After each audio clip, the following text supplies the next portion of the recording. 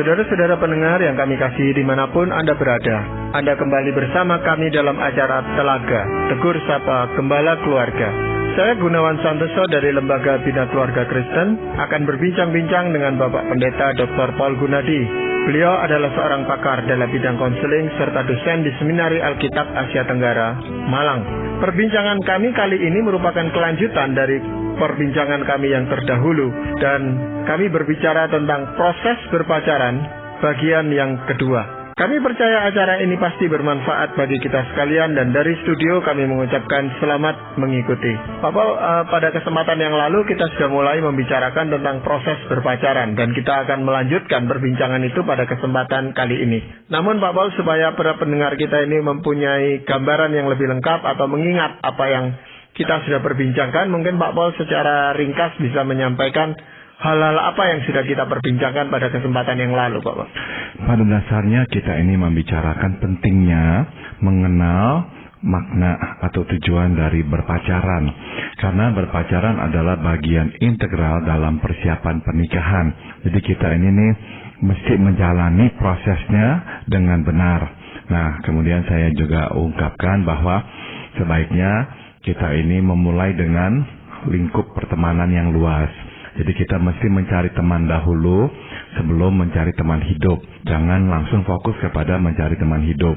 Dari teman-teman yang banyak itu, kemudian kita akan memfokuskan bersahabat dengan sekelompok teman-teman. Nah, sudah tentu kalau kita ini bersahabat dengan beberapa dari teman-teman kita, itu berarti kita mempunyai kesamaan-kesamaan, sama minat misalnya ya. Nah, nanti dari situ tuh kita mulai mengamati 3 hal, yaitu kerohaniannya. Apakah dia sesama orang beriman dalam Tuhan?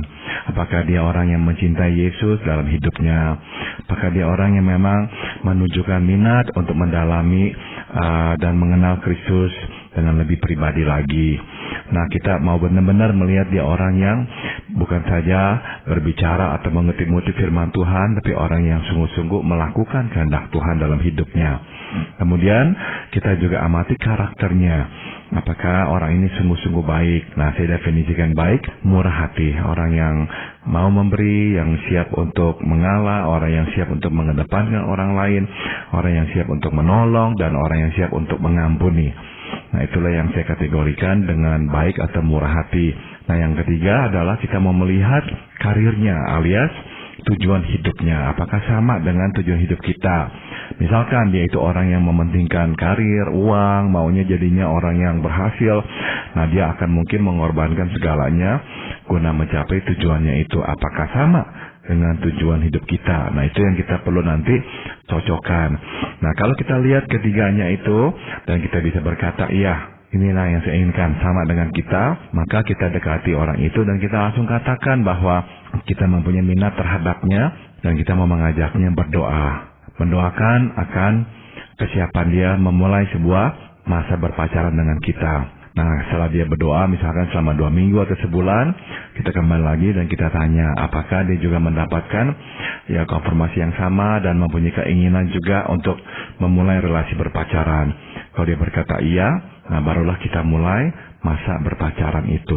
Nah, sekarang kalau kita sudah memasuki proses yang namanya berpacaran, Pak Paul, artinya sudah disampaikan dan sudah diterima, maka apa yang mesti diperhatikan pada masa-masa berpacaran ini, Pak Paul? Ada cukup banyak, Pak Gunawan, yang bisa kita angkat. Yang pertama adalah kita mesti menjaga batas fisik. Kenapa? Nah, bukan saja kalau kita nggak menjaga batas fisik kita bisa berdosa, dalam pengertian kita bisa berzina. Namun yang lainnya juga adalah keintiman fisik seringkali merusak proses pengintiman emosional yang seyogianya berkembang secara alamiah. Karena kita akhirnya terlalu galang gulung secara fisik, memuaskan nafsu dan sebagainya. Akhirnya hal yang penting yang harus dibahas atau diperhatikan dalam masa berpacaran kita abaikan. Kenapa? Ya, yang penting soalnya kepuasan nafsu aja dah. Sehingga masalah-masalah yang timbul kita nggak selesaikan, kita diamkan. Nah, bahaya ini. Kenapa? Karena kalau masa berpacaran itu ditandai dengan hubungan seksual atau benar-benar tidak ada lagi batas fisiknya, maka setelah menikah sudah bisa mendapatkan semuanya, tiba-tiba kehilangan cinta, kehilangan segalanya itu yang tadinya ada. Sebab memang sebetulnya nggak ada, tapi yang mendominasi adalah daya tarik fisik aja. Jadi penting sekali dalam masa berpacaran kita menjaga batas fisik. Ya memang di sini ada banyak pendapat Pak Pol ya. Sampai sejauh mana kita boleh melakukan sentuhan atau kontak fisik dengan pacar kita itu. Nah ini apa pendapat Pak Pol? Pendapatnya saya kira batasnya adalah jangan sampai mencium. Karena begitu kita mulai mencium-cium, pada akhirnya tuh susah sekali untuk mengerem kelanjutannya setelah itu. Kalau kita mau mengecup dahinya lah atau pipinya lah, itu lain perkara ya. Tapi kalau kita mulai mencium bibir dan sebagainya, pada akhirnya akan sangat sulit untuk menjaga batas. Jadi biasanya untuk lebih aman, saya anjurkan ya jangan sampai berciuman di bibir. Ya, selain menjaga batas fisik, apalagi Pak Pol? Jaga batas waktu ya. Dalam masa berpacaran kita mesti menyeimbangkan waktu bersamanya dengan waktu bersama keluarga, teman-teman lain, dan tugas-tugas lainnya. Jadi jangan sampai kita ini terlalu eksklusif ya, sampai-sampai nggak ada waktu lagi untuk orang lain. Nah ini nggak sehat. Kenapa nggak sehat? Sebab kita mau masa berpacaran kita menjadi masa di mana kita juga berbagi hidup dengan orang-orang lain, sehingga kita ini berdua menjadi tetap ya bagian dari kelompok kita, diterima, dijadikan bagian dari mereka, bergaul dengan teman-teman yang lain. Karena nanti setelah menikah pun kita akan mau mempertahankan jaringan pertemanan ini. Kita kan nggak akan mengurung diri di rumah berduaan aja. Kita tetap akan nanti ya bersahabat dengan teman-teman kita, keluarga kita, dan sebagainya. Jadi dari awal masa berpacaran harus memberi waktu untuk pacar kita, tapi juga jangan sampai eksklusif. Nah di dalam memberi waktu pada pacar kita itu Pak Pol ya, kan mau tidak mau suatu saat kita pasti berhadapan dengan orang tua mereka atau keluarganya gitu Pak Pol. Nah ini bagaimana Pak Pol? Nah itu adalah justru jadinya kesempatan yang baik di mana kita bisa berkenalan dengan keluarga pasangan kita, mereka pun bisa mengenal kita. Jadi akhirnya ya saling terjalinlah sebuah relasi dengan mereka pula, sehingga kita nggak hanya mengenal anaknya, tapi juga mengenal orang tuanya, kakaknya, adiknya, dan juga mungkin sanak saudaranya yang lain. Karena pada akhirnya kita akan menjadi bagian dari hidup mereka. Ini juga berguna buat kita lebih mengenal pasangan kita. Karena makin kita mengenal keluarganya dan keluarga besarnya, kita juga akan lebih dapat mengenal pasangan kita pula. Hal-hal apa yang kita bisa kenali lewat hubungannya dengan keluarganya Pak Pol? Misalnya nih ya, kita mau melihat apakah ada kepedulian. Apakah ada masalah nggak dalam relasi dengan orang tua? Apakah ada pemberontakan? Nah ini hal-hal yang penting yang kita mau lihat. Kenapa? Sebab jiwa pemberontak biasanya akan menyulitkan seseorang untuk tunduk kepada sesama. Dan kalau misalkan dia mempunyai banyak kemarahan kepada keluarganya atau apa, itu dia akan bawa juga ke dalam pernikahannya nanti. Kalau dia nggak mau ada hubungan dengan orang tuanya, kita juga mau tahu kenapa kok bisa sampai nggak ada hubungan dengan orang tuanya. Jadi ini semua kita mau perhatikan, sebab sekali lagi semua ini nanti akan masuk ke dalam pernikahan kita. Kita suka apa nggak suka, ini akan menjadi bagian hidup kita. Maka udah tentu kita harus mengenalnya, kita harus siap menghadapinya. Dan kalau memang di saat ini ya kita merasa aduh nggak sanggup deh nih, terlalu banyak nih masalah nih yang dia akan bawa ke dalam pernikahan, dan saya bukan orangnya lah yang bisa hadapi. Nah berarti memang kita harus katakan apa adanya dan nggak meneruskannya. Daripada kita membutakan mata pasti bisa, tahu-tahu setelah menikah pasti nggak bisa, karena nggak bisa menghadapi apa tuh yang dibawanya ke dalam pernikahan. Berarti kita juga harus memberi kesempatan pada pacar kita itu untuk datang ke keluarga kita Pak Pol. Setuju sekali Pak Gunawan. Jadi itu adalah salah satu hal yang penting, ya kita membawanya ke keluarga kita juga membawanya ya kepada orang-orang yang lain yang kita kenal, sehingga ya dia makin hari juga makin mengenal siapakah kita lewat orang-orang yang kita itu kenal juga. Ya. Yang lain yang perlu diperhatikan apa Pak Pol? Dalam masa berpacaran kita mesti terbuka ya, dan jangan ragu mengungkapkan pemikiran pribadi. Kenapa? Makin terbuka, makin terlihat perbedaan, dan makin tersedia kesempatan untuk menyelaraskannya. Nah, kadang ada orang yang takut memunculkan pemikirannya sendiri. Kenapa? Takut nanti nggak cocok lah, nanti ditinggalkan pacarnya lah. Keliru ini. Justru dengan dia membuka diri, memang muncullah perbedaan itu, tapi bukankah ini nih menjadi kesempatan untuk dapat menyelaraskannya. Jadi dengan kata lain, tabunglah masa-masa berpacaran ini nih, sehingga masalah-masalah bisa mulai diselesaikan sejak dari masa berpacaran. Perbedaan bisa mulai diselaraskan mulai dari masa berpacaran. Nah, barang siapa terlalu takut terbuka karena takut kehilangan pasangan, nah saya bisa berkata itu pertanda dia memang orang yang kurang dewasa, sehingga sangat ketakutan kehilangan pasangannya. Ya, rasanya bukan cuman kita harus berani mengungkap pola pikir atau cara berpikir kita, tetapi bagaimana kita mengungkapkan emosi kita atau dia mengungkapkan emosinya terhadap kita, Pak Bos. Tepat sekali Pak Gunawan, terutama ya emosi marah Pak Gunawan. Jadi perhatikanlah reaksinya tatkala marah atau berada dalam kondisi yang tidak menyenangkan. Nah, saya mau kasih ini ya, peringatan, jangan remehkan ledakan emosi, apalagi yang melibatkan kekerasan fisik. Berkali-kali saya bertemu dengan pasangan yang terlibat dalam kekerasan fisik ya. Nah, waktu saya tanya, biasanya kepada si istri ya, sejak kapankah suamimu itu tuh memukulimu? Hampir semua berkata, sejak masih berpacaran.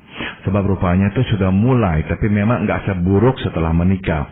Tapi ledakan-ledakan emosi itu sudah ada, dan sudah ada pernah kejadian si pasangan itu, si suami misalnya sebelum menikah, udah pernah pukul si istri, atau pernah menamparnya, pernah mendorongnya atau apa. Nah, jangan remehkan, sebab orang yang pada masa berpacaran mempunyai ledakan emosi yang begitu keras, berarti dia punya masalah tersembunyi yang belum selesai. Dan dia akan bawa aja ke dalam pernikahan, dan tinggal tunggu waktu, bom itu akan meledak, dan siapa yang akan nanti terkena serpihan bomnya? Ya kita yang menikah dengan dia. Ya, seringkali orang berharap bahwa nanti kalau sudah menikah, sifatnya itu akan berubah gitu Pak Paul. Nyatanya tidak. Ini yang seringkali memang dikatakan oleh para korban Pak Gunawan. Ya, saya kok berpikir ya nggak apa-apa lah, nanti dia juga akan berubah. Ya, siapa sih yang nggak punya masalah, semua juga punya masalah. Nah, akhirnya mentoleransi. Padahalnya setelah menikah, marahnya itu makin menjadi jadi. Apakah hanya reaksi marah yang perlu kita perhatikan dari emosi ini Pak Paul? Yang lain adalah kecewa Pak Gunawan. Jadi kita mesti perhatikan reaksi pasangan kita tatkala kecewa. Apakah dia dapat menghadapi realitas apa adanya, ataukah ia menyalahkan orang lain tatkala kecewa. Dan berapa cepatnya ia sembuh dari kekecewaan. Jadi dari sini kita mau melihat apakah dia seorang yang bisa bertanggung jawab atas hidupnya. Orang yang kalau kecewa nyalahin kanan kiri, berarti dia nggak bertanggung jawab atas hidupnya. Dan itu berarti dia akan menuntut kita nantinya setelah menikah untuk bertanggung jawab atas hidupnya. Sehingga kalau ada apa-apa yang nggak cocok, nggak sesuai selera, atau dianggapnya keliru atau salah, kita yang kena batunya. Sebab dia mengharapkan kita itu tuh yang selalu harus tahu. Dan tidak boleh sedikit pun membuat dia kecewa. Dan kita mau tanya berapa cepatnya dia sembuh dari kekecewaan. Ada orang kalau kecewa itu, waduh, bisa berhari-hari, berminggu-minggu, nggak bisa lepaskan. Kenapa nggak bisa lepaskan kekecewaan? Ya karena nggak bisa sekali lagi ya menghadapinya, keluar dari kekecewaan, dan melihat sesuatu yang positif yang bisa dilakukannya. Jadi ya dalam masa berpacaran kita juga mau memperhatikan aspek perasaan kecewa ini. Jadi ini sangat erat kaitannya dengan kita memperhatikan bagaimana caranya dia menyelesaikan suatu masalah yang dia hadapi gitu Pak. Tepat sekali Pak Gunawan, tepat sekali ya. Mungkin dia itu tuh nggak bisa ya membereskan masalah. Biasanya orang ini akan terus berlarut-larut dalam kekecewaannya. Dan sebagai pacar, mestinya kita membiarkan dia untuk memecahkan masalahnya sendiri terlebih dahulu gitu Pak Paul ya. Kalaupun kita mau bantu ya bantu, tapi jangan sampai mengambil alih, selalu membereskan masalahnya untuk dia. Akhirnya dia nggak akan pernah bisa ya untuk membereskannya sendiri. Dan warna aslinya juga tidak kelihatan gitu Pak Paul. Betul sekali. Kalau kita selalu ya memang membereskan, warna asli dia nggak akan bisa terlihat. Ya mungkin ada hal lain yang perlu kita perhatikan Pak Paul pada masa pacaran ini. Berikut adalah perhatikan bagaimana dia memperlakukan sesama yang tidak penting atau lebih rendah darinya. Kenapa? Sebab sikap tidak menghargai sesama yang tidak setara atau berguna baginya, menandakan nilai hidup yang berorientasi pada fungsi. Berarti, bila kita tidak memberinya manfaat, ia pun tidak akan menghargai kita. Nah, jadi dari sini nih kita memang bisa melihatlah nilai-nilai hidupnya itu tuh. Ada orang yang seperti itu, Pak Gunawan. Dengan yang lebih di atas, waduh manis luar biasa. Waduh, nurut apapun dikerjakannya. Sebelum disuruh, dia udah kerjakan dulu. Dengan yang di atasnya. Dengan yang sesamanya, nah dia pilih-pilih siapa yang bisa berguna bagi dia akan dekat. Kalau yang nggak berguna bagi dia akan tinggalkan. Tapi dengan orang yang lebih rendah, dia nggak akan pandang mata dan sebagainya. Nah, kalau dia seperti itu, nah kita jelaslah dia memang nilai hidupnya didasarkan pada fungsi. Gunanya apa? Nggak ada gunanya, nggak usah. Nah ini ya repot. Kalau kita nanti menikah sama dia, kita juga terus-menerus harus berfungsi seperti yang diinginkannya. Kalau kita nggak lagi menelurkan telur emas, udah dah, kepala kita dipotong. Jadi mesti benar-benar berhati-hati dengan orang-orang yang seperti ini. Ya itu hanya lewat pertanyaan-pertanyaan atau lewat kenyataan hidup itu kita bisa melihatnya, Pak Bang? Kita bisa melihatnya dari interaksinya, Pak Gunawan. Misal ini hal kecil nih ya. Bagaimanakah dia memperlakukan pelayan? Misalkan dia lagi makan, ada pelayan yang menyuguhkan makanan atau apa. Apakah dia menghormati pelayan? Bagaimana dia memperlakukan pembantu rumah tangganya? Apakah dia memanggilnya dengan kata-kata yang sopan? Ataukah dia memerintah seenaknya? Atau yang lain lagi adalah apakah dia akan berterima kasih kepada orang yang di bawahnya? Ataukah dia menganggap sudah seharusnya kamu berbuat ini dan saya nggak harus berterima kasih? Dan kita membandingkan dengan sikapnya kepada orang yang di atasnya. Kalau terlalu manis, terlalu menjilat, wah berarti memang betul dugaan kita dah. Dia memang sangat berorientasi pada fungsi, pada kegunaan. Kalau nggak ada gunanya, dia nggak akan pandang lagi. Berarti nanti kita pun akan bernasib sama di hadapannya kalau kita nggak berguna lagi. Iya, hal lain yang perlu diperhatikan lagi apa, Pak Paul? Perhatikanlah bagaimana dia memandang dan memperlakukan keluarga kita. Jadi maksudnya gini ya, kita ini adalah bagian keluarga asal kita. Jadi bila pasangan kita tidak dapat menerima keluarga kita, ini akan menjadi duri dalam pernikahan. Ya, jadi bila ia tidak dapat menerima keluarga asal kita, nah itu pun berarti ia belum sepenuhnya menerima diri kita. Memang mungkin keluarga kita ada masalahnya lah, apa-apa. Orang tua kita lah beginilah, begitulah. Kurang sopan lah, kalau ngomong terlalu keras suaranya lah, egois lah, apalah. Tapi ya mereka kan juga keluarga kita. Berarti kalau nggak bisa menghormati, ya nanti akan jadi duri. Dan ya kita nggak bisa sangkal juga mungkin ada beberapa sifat-sifat dari orang tua kita yang ada pada diri kita pula. Maka ya dia mesti juga ya belajar menerima keluarga kita apa adanya. Ya tapi hal itu kan sulit untuk dipaksakan, Mbak Paul. Kalau memang keluarga kita banyak kekurangannya, kan itu harus kita akui juga seperti itu. Tepat sekali. Jadi kita akui apa adanya. Dan kalau memang kita lihat ini banyak sekali masalahnya ya dengan keluarga kita dan kita mau menjaga jarak, silakan. Saya nggak meminta agar kita ini selalu harus dekat dan bersedia diperlakukan seperti apapun oleh keluarga kita. Kadang-kadang itu justru tidak bijaksana. Nah, jadi kita harus memang terbuka apa adanya seperti apa keluarga kita. Dan kalau memang perlu jaga jarak, jagalah jarak. Tapi jangan sampai kurang ajar. Jangan sampai menghina-hina keluarga kita. Nah, bagaimana dengan teman-teman kita yang selama ini begitu akrab dengan kita, Bapak? Jadi sama Pak Gunawan, kita mau bawa dia bergaul dengan teman-teman kita. Sebab kenapa? Sebab pilihan kita akan teman sedikit banyak kan mencerminkan siapa kita. Jadi kalau dia nggak bisa menerima jenis teman yang kita miliki, ya besar kemungkinan ia pun ya sukar menerima diri kita. Jadi dia nggak bisa tuh berkata, saya itu mau kamu tapi saya nggak mau teman-teman kamu bermain sama kamu lagi, bergaul sama kamu lagi. Ya nggak bisa kan. Jadi dari dua belah pihak mesti ada saling menerima ya teman-teman. Kecuali memang kita akui teman kita ini yang satu ini memang nggak bener lah, atau jahat lah gitu. Ya udah. Tapi kalau enggak ya jangan sampai sepertinya mau memotong ya hubungan kita dengan teman-teman. Nah itu juga nggak baik ya. Ya berarti harus berani memberikan kebebasan atau ruang bagi kita untuk kita tuh tetap bisa bersahabat dengan teman-teman kita yang lama gitu, Pak. Betul.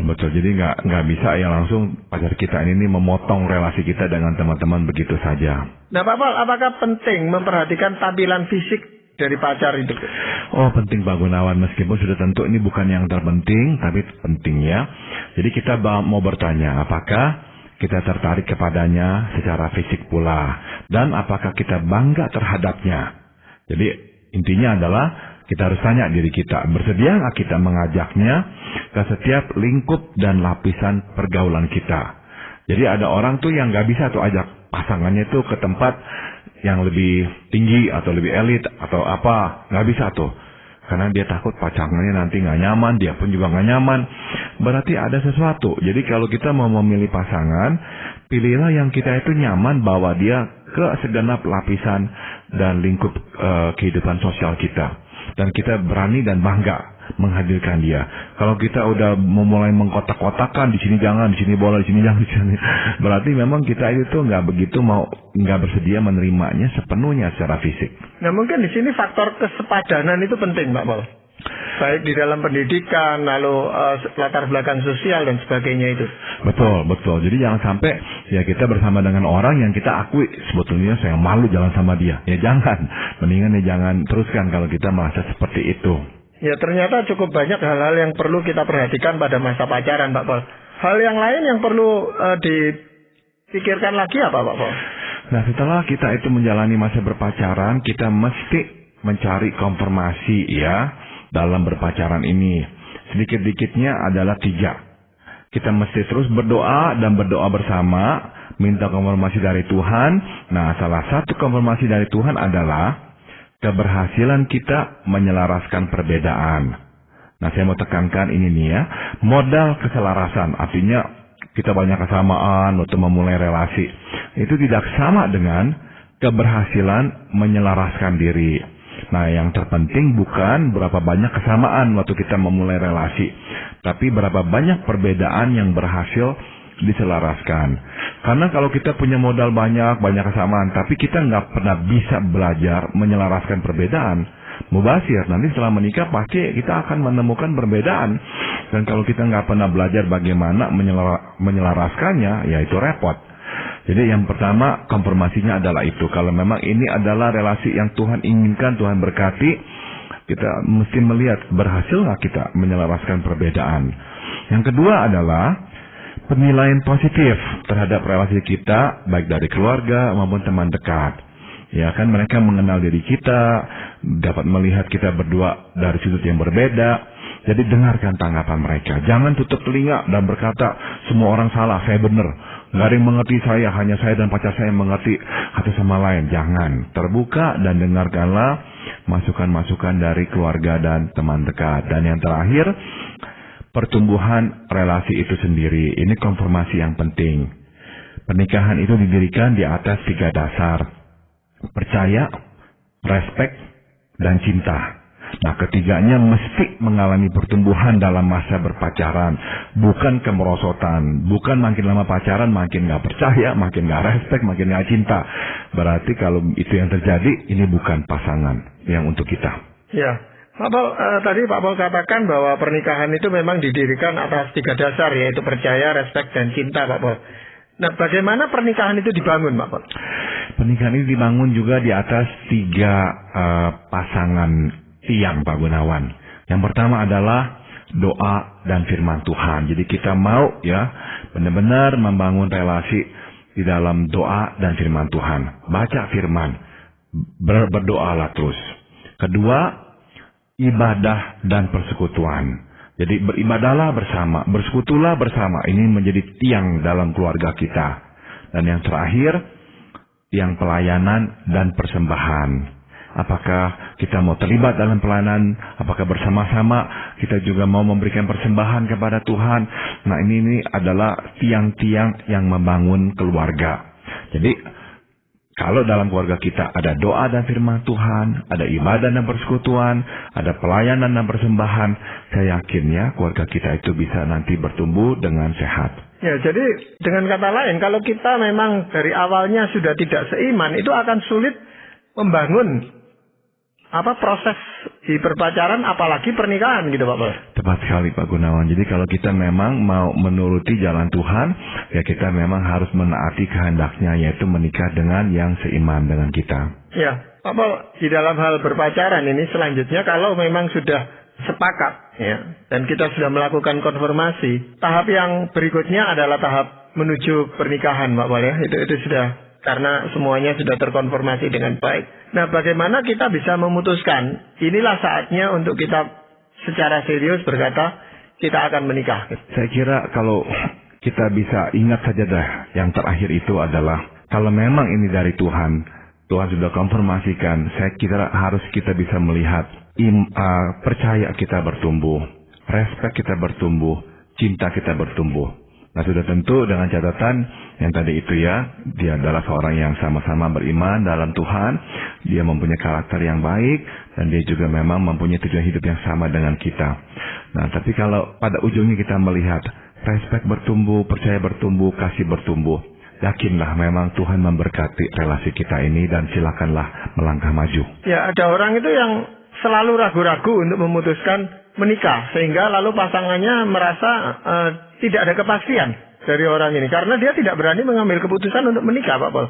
Dia selalu berkata, ya nanti dulu lah, ini masih belum jelas lah gitu. Tapi orang kan tidak bisa dibegitukan terus gitu, Pak Pol, baik dia maupun keluarganya. Betul.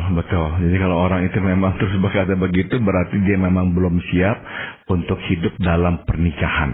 Dia mungkin memang mencintai kita mungkin ya, tapi dia mungkin belum siap hidup dalam pernikahan dengan kita. Itu jadi sesuatu yang dia mesti gumulkan. Kalau dia nggak siap, ya mungkin kita harus pisah dengan dia. Ya, Pak Pol, sebelum kita mengakhiri perbincangan ini, mungkin ada ayat firman Tuhan yang ingin Pak Pol sampaikan. Amsal 12 ayat 11 berkata, siapa mengerjakan tanahnya akan kenyang dengan makanan, tapi siapa mengejar barang yang sia-sia tidak berakal budi. Jadi kita pada masa berpacaran harus menunaikan tugas kita. Kita harus mengerjakan PR kita, PR yang telah kita singgung tadi ya. Nah, saya percaya kalau kita melakukan tugas berpacaran kita dengan sebaik-baiknya, ini akan menjadi investasi yang sangat penting dalam hidup kita, yaitu pernikahan. Ya, terima kasih sekali Pak Pol. Perbincangan ini tentu akan menjadi manfaat bagi banyak pendengar kita. Dan para pendengar sekalian, kami mengucapkan terima kasih Anda telah mengikuti perbincangan kami dengan Bapak Pendeta Dr. Paul Guna di dalam acara Telaga, Tegur Sapa, Gembala Keluarga. Kami baru saja berbincang-bincang tentang proses berpacaran bagian yang kedua dan terakhir. Bagi Anda yang berminat untuk mengetahui lebih lanjut mengenai acara ini, silakan menghubungi kami lewat surat. Alamatkan surat Anda ke Lembaga Bina Keluarga Kristen atau LBKK, Jalan Cimanuk 56, Malang.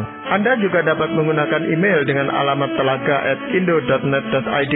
Kami juga mengundang Anda mengunjungi situs kami di www.telaga.org.